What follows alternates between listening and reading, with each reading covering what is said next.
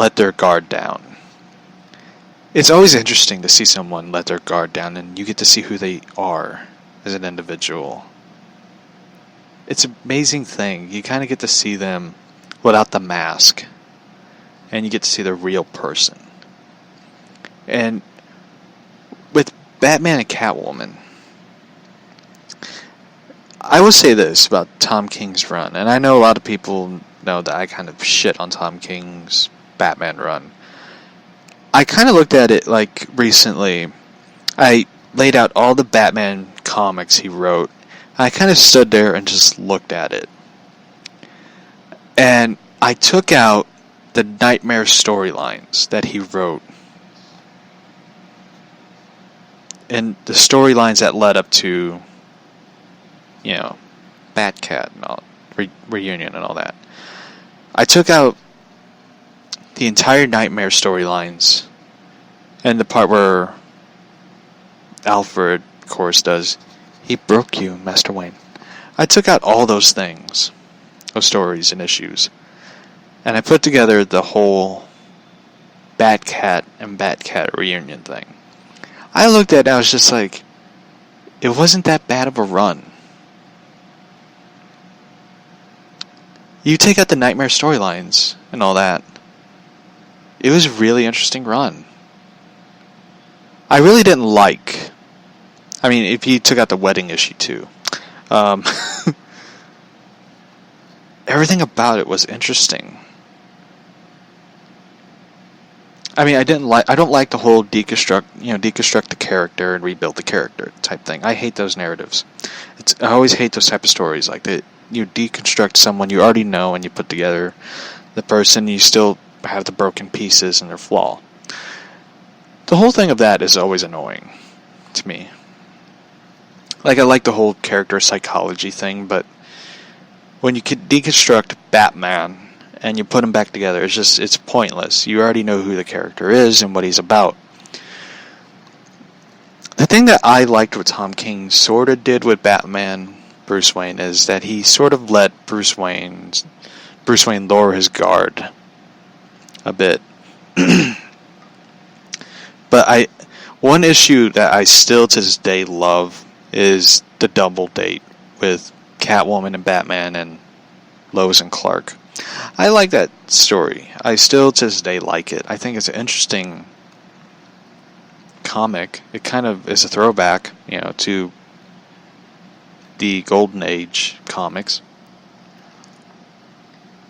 It's an interesting comic. I like it a lot because it's interesting. I still to this day hate the Nightmare story line. I know a lot of people. There's people that love it because they're hardcore Tom King fans. But I really hate that storyline. I especially hate the one with the Lois and Catwoman thing. Not because the artwork was shit. It was really bad artwork. I'm sorry, I'm not an artist, but when I look at it, I'm just like, this is just 7 kinds of not so awesome. So, anyway, I look at Tom King's run. Heroes in Crisis still sucks. I'm sorry, that is just awful, awful story. They ruined a character I like. Wally West. Sorry, Wally West. But I just did not like. I just did not like Heroes in Crisis. I'm sorry. I know there's people who are gonna like it, but I didn't. Yeah. So.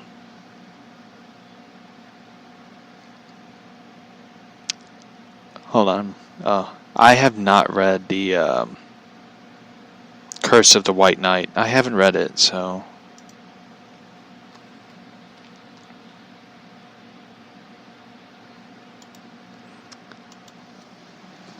I couldn't find that. I went up to the comic book store. And I think it was like last time I went up there. I just sort of went up there to look around. I don't know why. Yeah, I didn't buy it because I didn't buy Curse of the White Knight because they didn't have it there. That's what bugged the fuck out of me. They didn't. I was looking for Last Night on Earth, issue 2. Issue 1 kind of made me cry. There was like one moment I just sort of was like taken back. It's revealed that Bruce Wayne is in Arkham Asylum, and he's at a window. He's looking out at the city, and Alfred is there. Alfred is like young, and he looks like Alfred when Bruce, when Bruce was young, and Alfred was like middle-aged, I think. And it's revealed that Bruce was in there since he was a kid. It was after he witnessed his parents' death, and he sort of like became, he kind of lost his mind, according to everyone. But Alfred still believes in him and stuff. He believes that he can be the Bruce Wayne that he knows.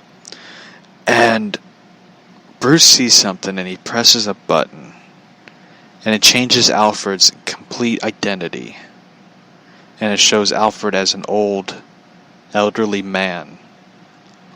I just sort of sat there and I was just like, wow. Like, it sort of like hit me, because it's like, it's heartbreaking. And Alfred's like, I didn't want you to see me like this, Bruce. I wanted you to see me as you remember me. I just sort of was like, wow, that is so... It's like one of those moments in comics where you sort of like, that is moving and touching, but depressing. I wouldn't say depressing, it's like really sad. And it kind of shows like Scott Snyder's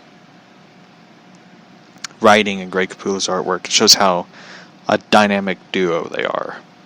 They remind me of when Denny O'Neil and Neil Adams worked together.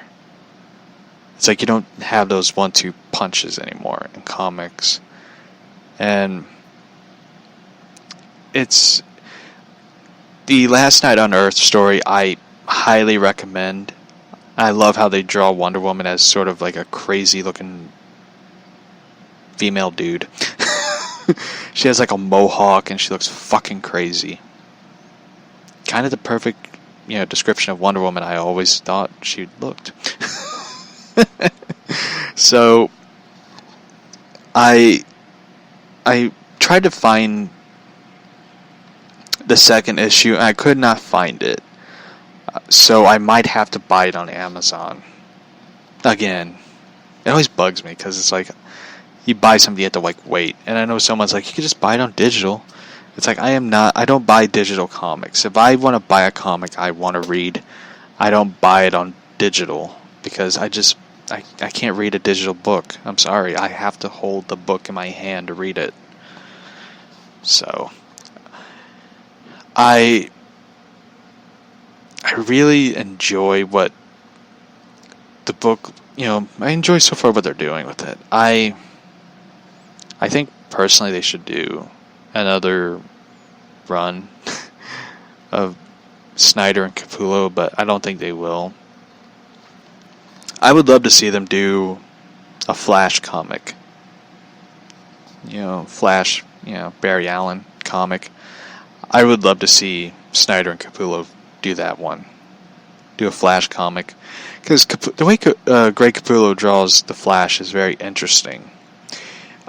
The best artist I ever saw draw the Flash was Darwyn Cooke.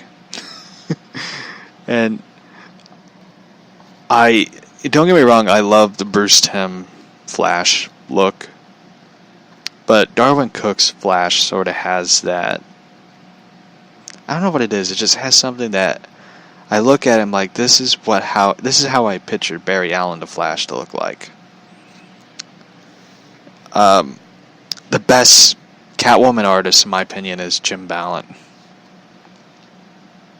I love the 90s Catwoman comics.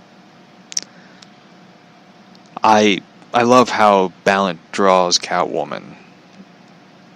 I know a lot of artists draw Catwoman. She's like a stick figure. She looks like someone who's anorexic and wearing a cat suit. But balanced Catwoman, she has curves. She could kick ass, and she looks good. And I'm just like, that is how my Catwoman looks. The best Superman artist, I think the best Superman artist, in my opinion, is really the Flasher's Superman cartoon.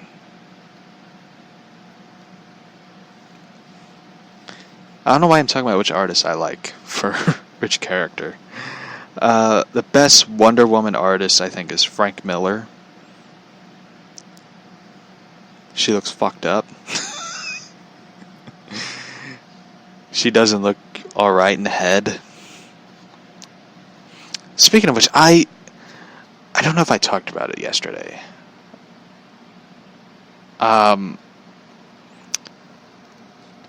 They're doing the new Dark Knight comic.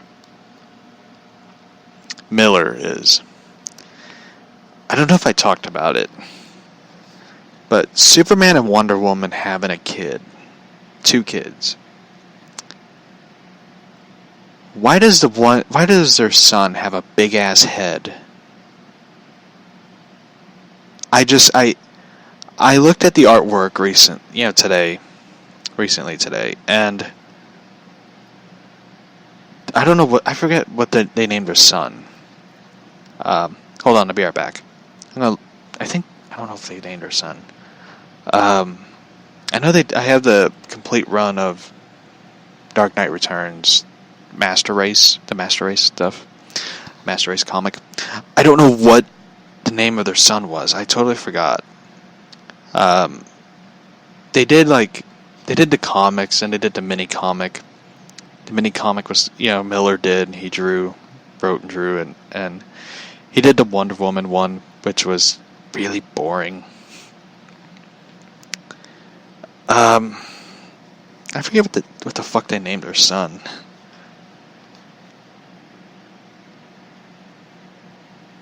Someone replied on.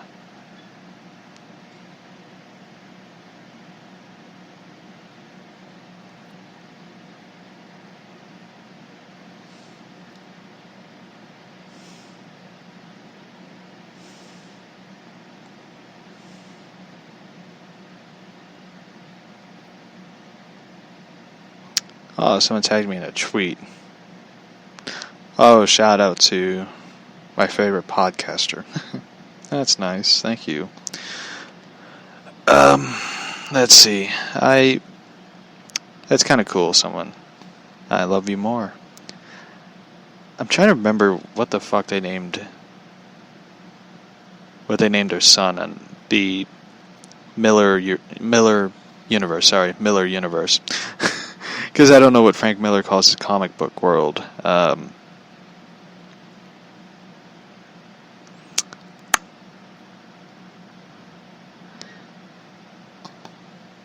read the Dark Knight 3 comic once, and I ended up quit reading it because it was kind of like...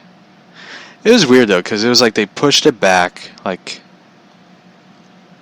and they kept pushing the comic back, and it bugged the fuck out of me, and it got to the point where I did not buy, I think, issue 9.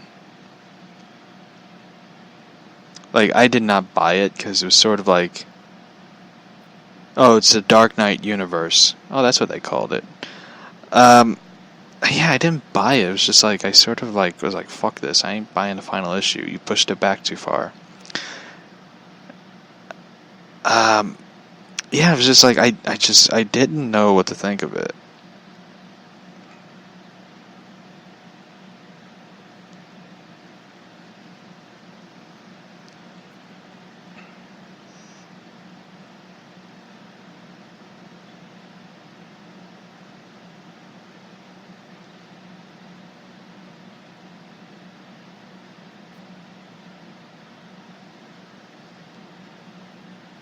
Trying to remember what they called it.